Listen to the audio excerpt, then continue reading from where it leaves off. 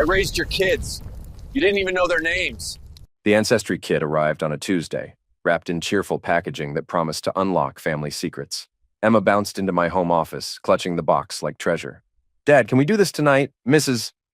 Peterson says it shows where your people came from." I looked up from structural blueprints scattered across my desk. My daughter's eyes sparkled with 10-year-old curiosity. "Sure, sweetheart." "Get Jacob and we'll spit in some tubes." Melinda appeared in the doorway, dish towel in hand. "Logan, those things are just marketing gimmicks." "Emma doesn't need to know about great-great-grandmother whoever." "It's harmless," I said, but something in her voice made me look twice. She was gripping that towel too tight. Besides, the kids are excited. "I'm just saying we don't need strangers having our DNA."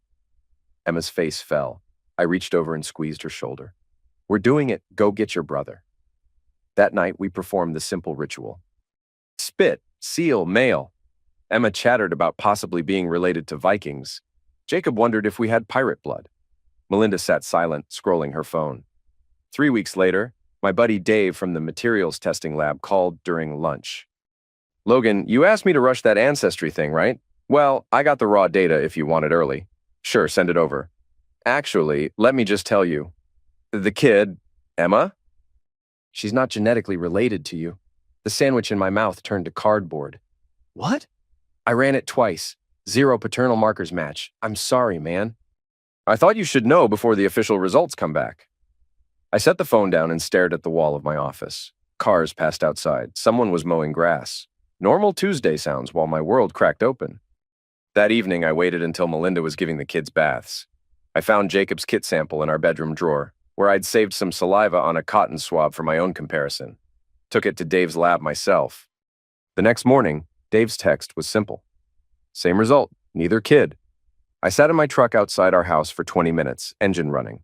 Neighbors walked dogs. Mrs. Chen waved from her garden. Everything looked exactly the same. I drove home, parked carefully in the driveway, and walked inside. Melinda was making dinner.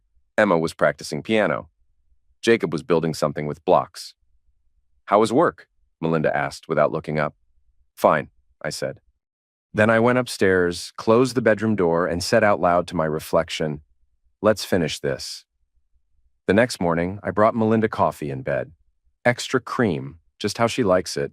She looked surprised. "What's the occasion?" "No occasion. Just thinking we should appreciate each other more." She smiled, the first genuine smile I'd seen in weeks. "That's sweet, Logan." Over breakfast, I suggested marriage counseling. We've been distant lately. "Maybe talking to someone would help." "You really want to do that?" "I want us to work," I said, and meant it in ways she couldn't understand. Melinda reached across the table and squeezed my hand. "I love you." "You know that, right?" "I know," I squeezed back. "I love our family."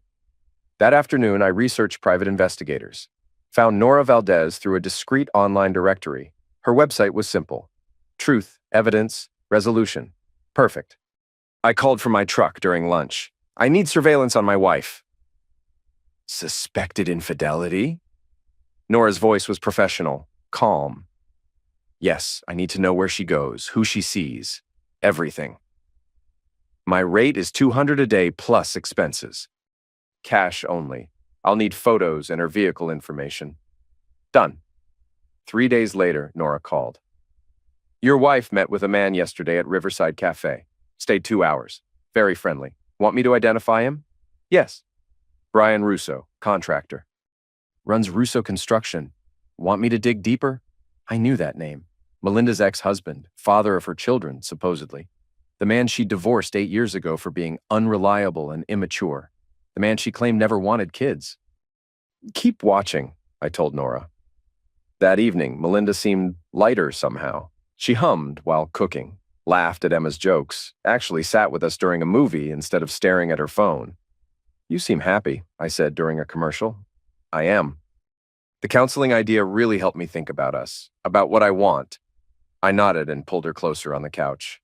"I'm glad." 2 days later, Nora called again. They met at his place this time.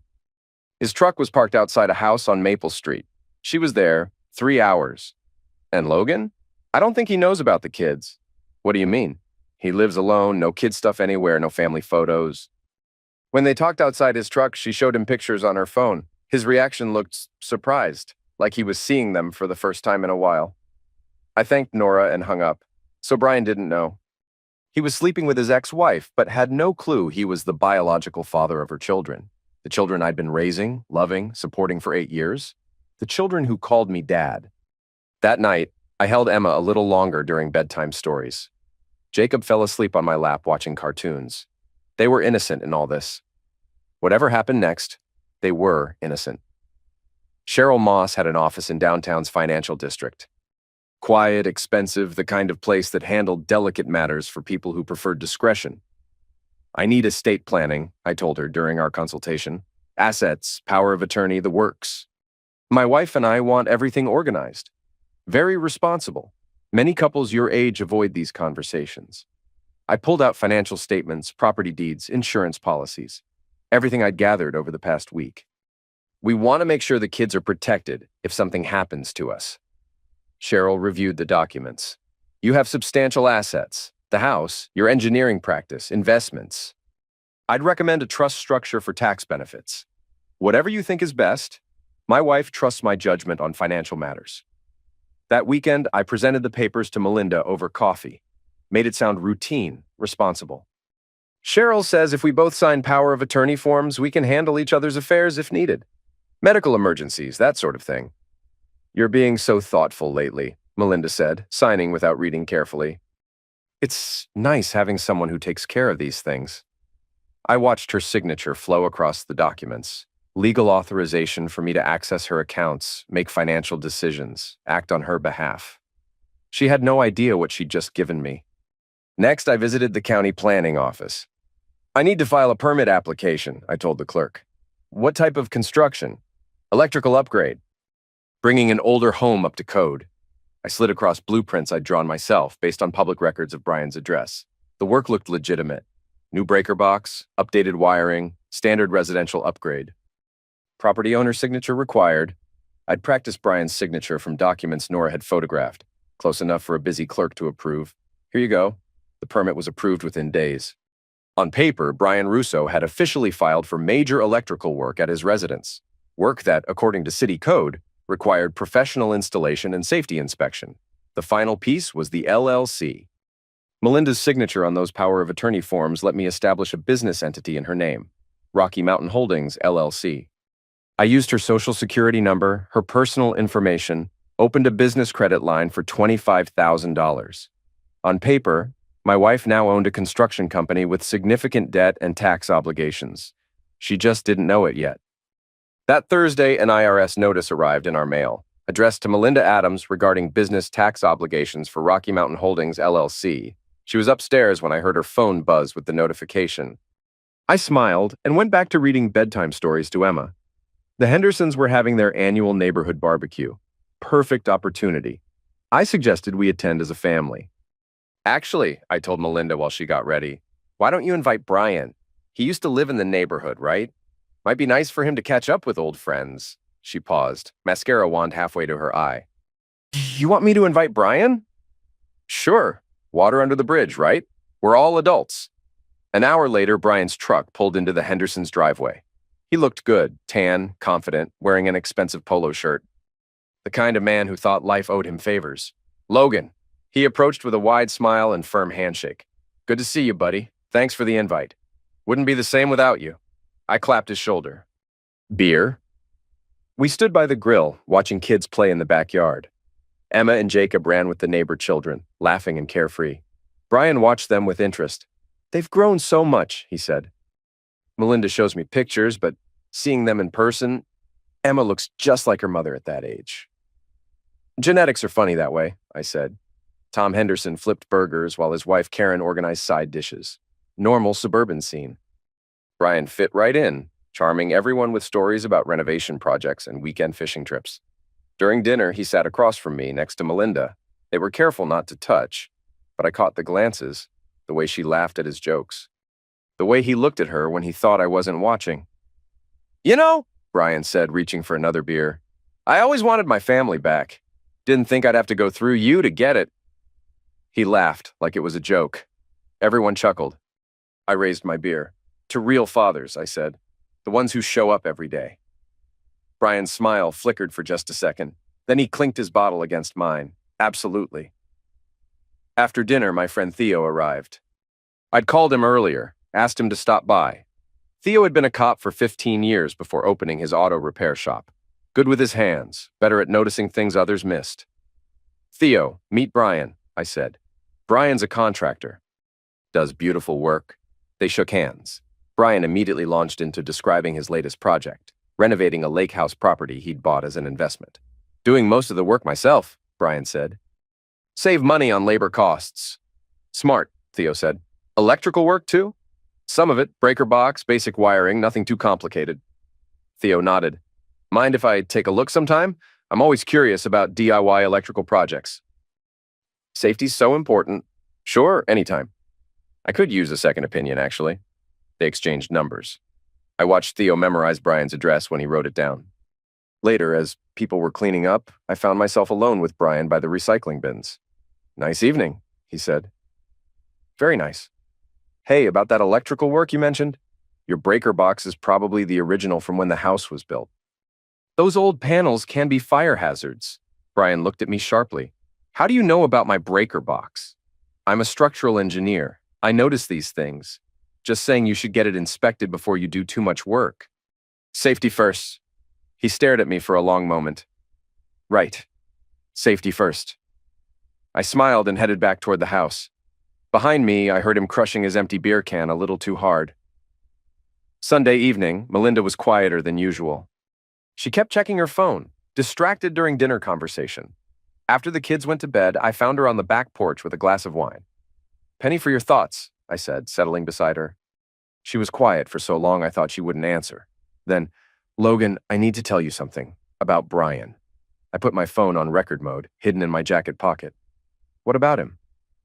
Being around him yesterday, it brought back feelings. Good feelings. She turned to face me. He feels like home in a way I'd forgotten. Home? Like the person I was before responsibility and mortgages and all of this? She gestured at our house, our life. With Brian, I remember being young, being free.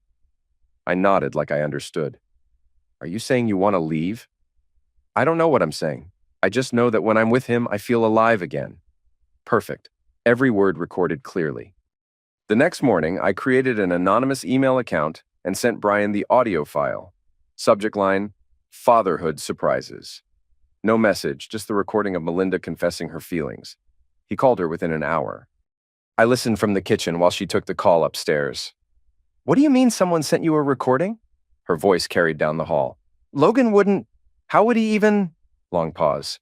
Brian, listen to me. Logan found out about us, and he's threatening me. He says if I don't stop seeing you, he'll take the kids and destroy my life. Another pause. No, you can't confront him. That's exactly what he wants. He's been acting strange lately, asking about estate planning, making me sign papers. I think he's been planning this. I smiled. Now she was creating evidence against me, building a narrative where I was the villain threatening her. Brian would believe it because it fit his image of himself as the hero rescuing his ex-wife from her controlling husband. I set up my phone to record video and went upstairs. Found Melinda pacing our bedroom, still on the call. Hey, I said casually. Everything okay? She looked panicked, guilty. I have to go, she told Brian, then hung up. Who was that? Nobody. Work stuff. I let the silence stretch uncomfortably. Melinda, if something's bothering you, we can talk about it. I thought we were being honest with each other now. We are. Everything's fine. Because if someone was threatening you or trying to manipulate you, I'd want to know. I'd protect you. Her eyes filled with tears. Logan, you're scaring me. I'm scaring you. How? All these papers you're having me sign, the way you've been watching me asking questions. If you know something, just say it. I kept the camera rolling. I don't know what you mean. Don't play games with me. If you're going to destroy my life, at least have the courage to say it to my face. Destroy your life. Melinda, I love you. I'm trying to save our marriage. She broke down completely. You can't save something that was built on lies. You can't force someone to love you. What lies? Everything. This whole life is a lie. Perfect. I stopped recording and put the phone away. She just created a beautiful piece of evidence showing her admitting our marriage was based on lies, while I appeared calm and confused. 2 days later, Brian received a city code violation notice. Unauthorized electrical work performed without proper permits and inspection. Fine, $500. Required action: immediate professional inspection and correction of all non-compliant installations. I'd filed the complaint myself, using the permit I'd forged in his name as evidence that he'd begun work without completing proper procedures. Brian called Melinda in a rage. I listened to her side of the conversation. How would Logan know about your electrical work? You think he's been watching your house? Brian, calm down. No, don't come over here. But of course, he did. Brian arrived at our house Thursday evening while I was helping Emma with homework. He knocked, like he was trying to break down the door. I answered calmly. Brian, what's going on? You know exactly what's going on. He pushed past me into our living room. This stops now. Melinda appeared from the kitchen, face white. Brian, please don't do this here. Do what here? I asked. Brian, you're upset about something. Let's talk about it like adults. Adults? He laughed bitterly. Adults don't spy on people. Adults don't file false reports with the city. I have no idea what you're talking about. Emma looked up from her math homework. Daddy, who's the angry man? Go upstairs, sweetheart. Take Jacob with you. After the kids were gone, Brian turned on me. I know you've been having me followed. I know you recorded Melinda's private conversations. This harassment ends now, or I'm calling the police. Brian, I think you might be having some kind of breakdown. Maybe you should talk to someone. Don't. He stepped closer. Don't pretend to be concerned about my mental health when you're the one playing mind games. Melinda put herself between us. Both of you, stop. The kids can hear. The kids! Brian looked from her to me. When were you going to tell me the truth about the kids? Silence. That's what I thought. He pulled out his phone. Maybe everyone should know what kind of man Logan Adams really is. I smiled. What kind of man am I, Brian? The kind who raises another man's children and lies to them about their real father? Melinda gasped. Brian, don't. Don't what? Tell the truth? That Emma and Jacob are my biological children? That their mother has been lying to everyone for 8 years? How do you know that? I asked quietly. DNA doesn't lie, unlike some people. I pulled out my phone. Well, since we're sharing family secrets, I opened the video I'd recorded of Melinda's breakdown. Let it play loud enough for both of them to hear. Her voice filled the room. You can't save something that was built on lies. This whole life is a lie? Brian stared at the phone, then at Melinda.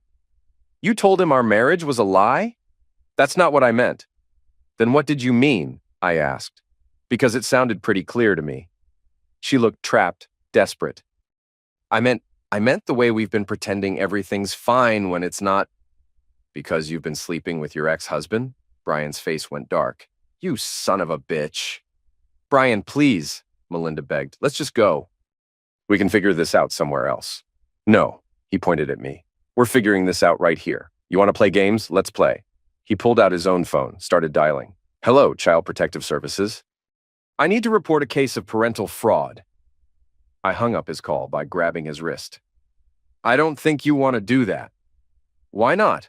Because you're afraid they'll find out you've been knowingly raising children who aren't yours? That you've been stealing child support payments meant for their real father? I've never taken child support from you because you made sure I never knew they existed. Melinda was crying now. This isn't how I wanted this to happen. How did you want it to happen? I asked her. Were you planning to leave me for him? Take my kids, his kids, and just disappear?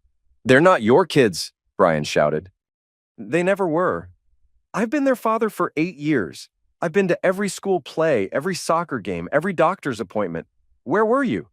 I would have been there if I'd known. Bull crap.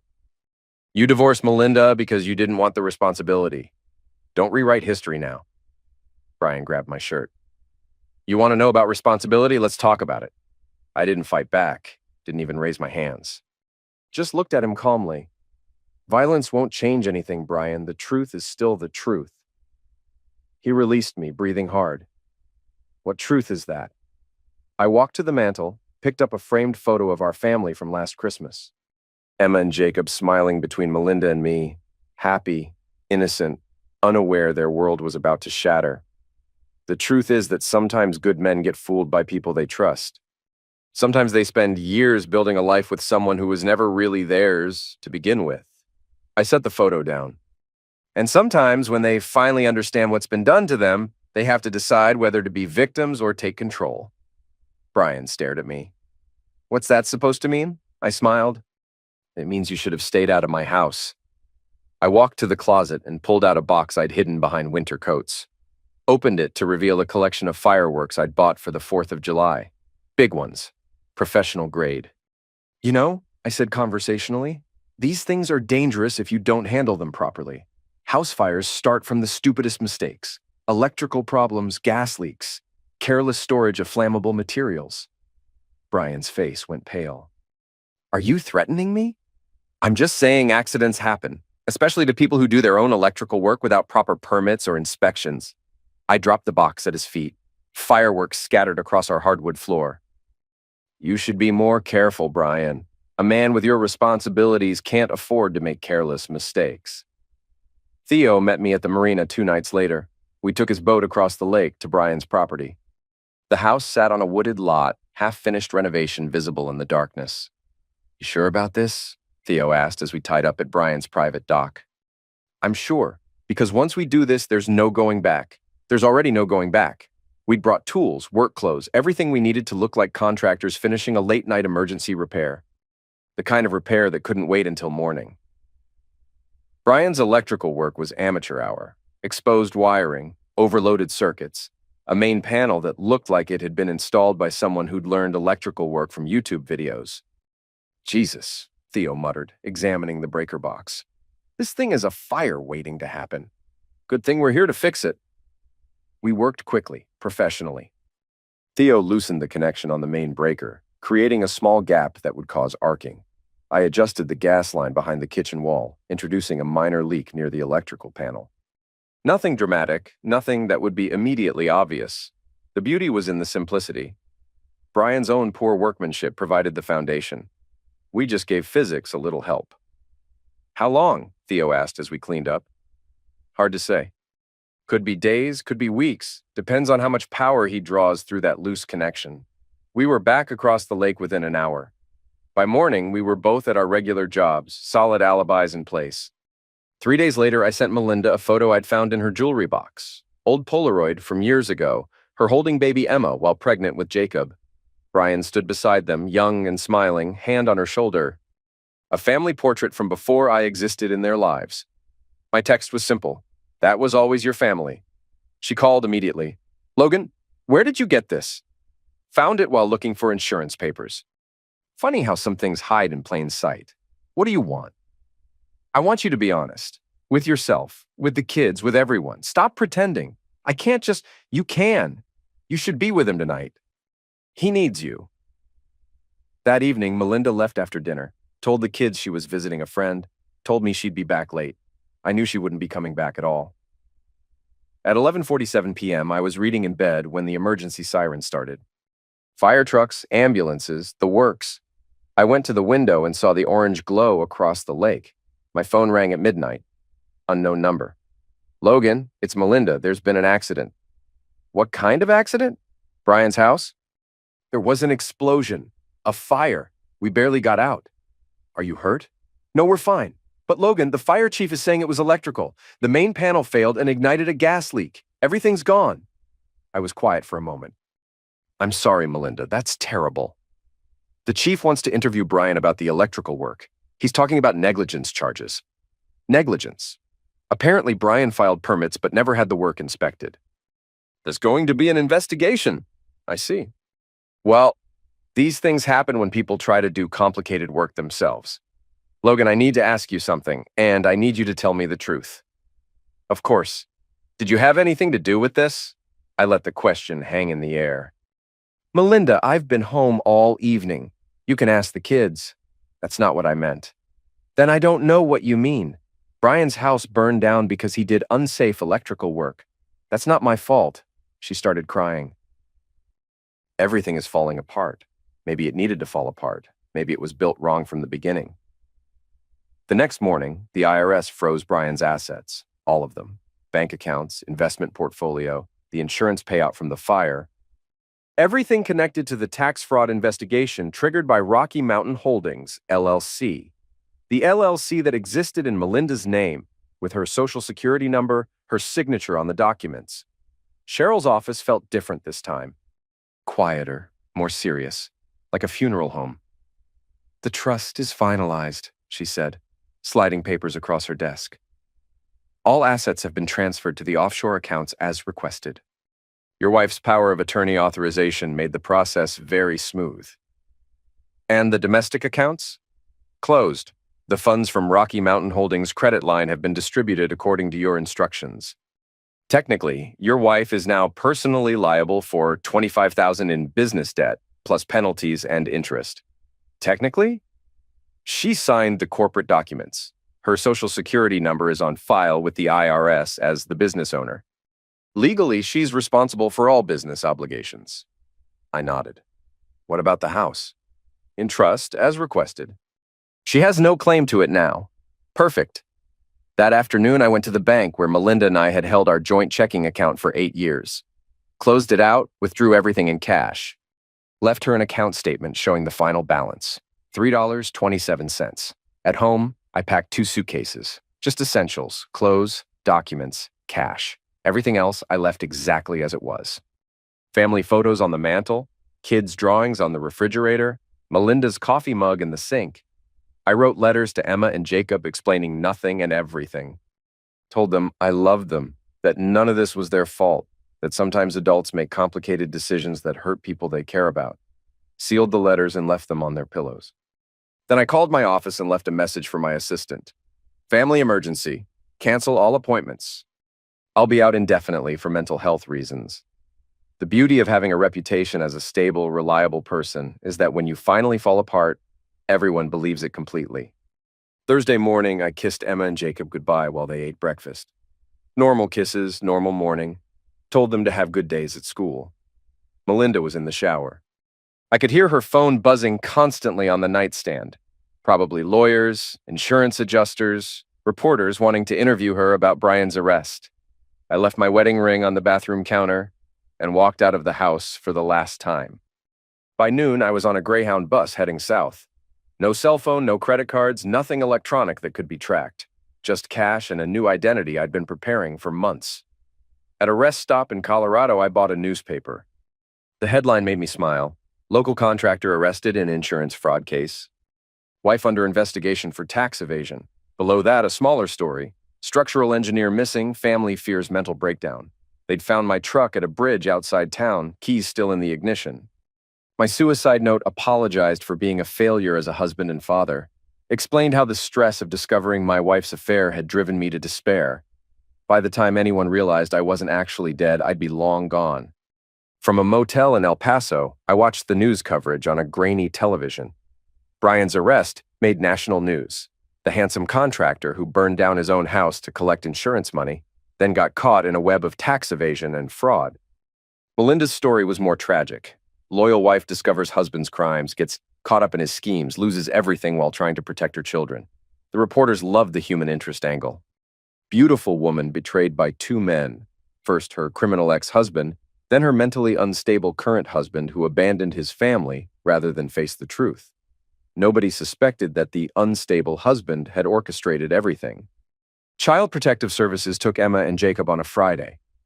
I watched Melinda on the courthouse steps, surrounded by microphones and cameras, trying to explain why her children should stay with her. "I'm not a criminal," she kept saying. "I made mistakes, but I'm not a criminal." The problem with that defense was the paper trail. Her signature on the LLC documents, her social security number on the business filings, her power of attorney authorization for all the financial transactions. On paper, she was either a criminal or an idiot. Neither was good for child custody. Brian tried to claim parental rights from jail, but his arrest record made that complicated. Pills possession charges from his 20s, the current fraud investigation, his complete absence from the children's lives for 8 years. The judge placed Emma and Jacob in temporary foster care pending resolution of the adults' legal issues. Sunday morning, my phone rang. I'd kept one burner phone for emergencies, turned off most of the time. Logan. Theo's voice was quiet, careful. Yeah. You watching the news? Some of it. She's destroyed, man. Completely destroyed. I know. The kids are asking about you. Emma thinks you're dead. I closed my eyes. Maybe that's better. Jesus, Logan, what have we done? We finished it. Long silence. Then, I can't do this anymore. The guilt is eating me alive. You didn't do anything wrong, Theo. Brian caused that fire with his own incompetence. We just happened to be there when physics took over. That's bullcrap, and you know it. Is it? Did you see the fire chief's report? Faulty electrical work caused an arc that ignited accumulated gas from a poorly connected line. Classic negligence fire. Happens all the time. We loosened those connections. We performed maintenance on a dangerous electrical system. We probably saved lives. Another long silence. I'm thinking about talking to someone, a priest, maybe? Or a lawyer. That would be a mistake. Would it? Because I can't live with this, Logan. I can't sleep. I can't eat. Every time I see those kids on the news, I want to throw up. Then stop watching the news. It's not that simple. It is exactly that simple. You choose what to focus on. You choose what to carry. And you choose to carry nothing? I thought about Emma's laugh, Jacob's bedtime hugs, the way Melinda used to curl up against me on Sunday mornings. I carry everything, Theo. The difference is, I don't let it stop me from moving forward. Forward to what? To whatever comes next. That afternoon, Theo mailed a package to Melinda's lawyer. Inside was the USB drive containing the video I'd recorded of her breakdown, along with a note. She lied about Logan threatening her. He didn't. The video showed exactly what I'd captured. Melinda admitting our marriage was built on lies, me appearing calm and confused, her emotional breakdown making her look unstable and deceptive. It was the final nail in the coffin of her credibility. The beach in Ensenada was perfect. Warm sand, cold beer, anonymity. I'd been Miguel Santos for 3 weeks now, just another American retiree enjoying Mexican hospitality. Nobody asked questions when you paid cash and spoke decent Spanish. Nobody cared about your past when your present involved drinking quietly and bothering no one. The newsstand near my hotel carried American papers. I bought one every few days, following the final chapter of the story I'd written. Today's headline: Local builder sentenced to 5 years for fraud, arson. Ex-wife loses custody appeal. The article was brief. Brian had pled guilty to insurance fraud and tax evasion. His electrical negligence had been ruled the cause of the fire, but prosecutors successfully argued he'd intentionally created dangerous conditions to stage an accident. Melinda had lost her final custody appeal. Emma and Jacob would remain in foster care until suitable permanent placement could be arranged. Her parental rights were being terminated due to financial fraud, child endangerment, and emotional instability. The last paragraph mentioned me. Logan Adams, the children's stepfather, remains missing and is presumed dead after an apparent suicide. His body was never recovered from the Colorado River. I folded the newspaper and walked to the water's edge. The Pacific stretched endlessly west, blue and indifferent. A few tourists played volleyball further down the beach. Children built sandcastles while their parents watched from beach chairs. Normal families doing normal things. I pulled the USB drive from my pocket, the one containing all the evidence I'd gathered, all the recordings, all the proof of what really happened. Theo had mailed a copy to Melinda's lawyer, but this was the original, the master file. For a moment, I thought about Emma's science project from last spring. She'd built a volcano that erupted with baking soda and vinegar, practicing for weeks to get the timing perfect. Her face had lit up when it worked exactly as planned. I thought about Jacob's bedtime ritual, how he'd make me check the closet for monsters 3 times before he felt safe enough to sleep. "There's nothing there, buddy," I'd tell him. Daddy checked. They'd be older when someone finally explained what happened. Old enough to understand that the man who'd raised them, loved them, been their father in every way that mattered, had simply vanished from their lives without explanation. They'd wonder why. They'd blame themselves, the way children do. I broke the USB drive in half and threw the pieces into the surf. The ocean swallowed them immediately, carrying my secrets into depths where they'd never be found. Walking back toward the hotel, I passed a newsstand where the vendor was arranging fresh papers. A different headline caught my eye. Foster children await adoption. Local siblings need permanent family. The photo showed Emma and Jacob at some kind of social services event. They looked older, sadder, but still recognizably themselves. Still the children I'd tucked into bed, helped with homework, taught to ride bicycles. Emma was holding Jacob's hand protectively. Even at 10 years old, she understood she was all he had left. I bought the paper and read the article in the hotel bar. A social worker was quoted.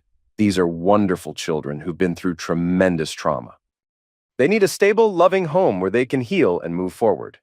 The bartender noticed me staring at the photo. Todo bien, señor? Sí, I said. Todo bien. Everything was fine. Everything had gone exactly according to plan. I ordered another beer and watched the sunset paint the sky orange and red, colors like fire, like the glow I'd seen across the lake that night when Brian's house burned. Justice didn't need to make noise to hurt. It worked quietly, systematically, removing problems and balancing equations. Melinda had betrayed our marriage, our family, our life together. Brian had thought he could waltz back in and reclaim what he'd abandoned. They'd both learned otherwise. The only innocent victims were Emma and Jacob, and that was unfortunate but unavoidable. Children survived trauma. They adapted, grew stronger, found new families who loved them properly. They'd be fine without me. Better than fine, they'd be free from the lie their mother had built, free from the chaos Brian would have brought into their lives. I finished my beer and walked back to my room. Tomorrow I'd move on to the next town, the next identity, the next chapter of whatever came after justice. Behind me, the ocean continued its endless rhythm, washing away footprints and carrying secrets into the dark.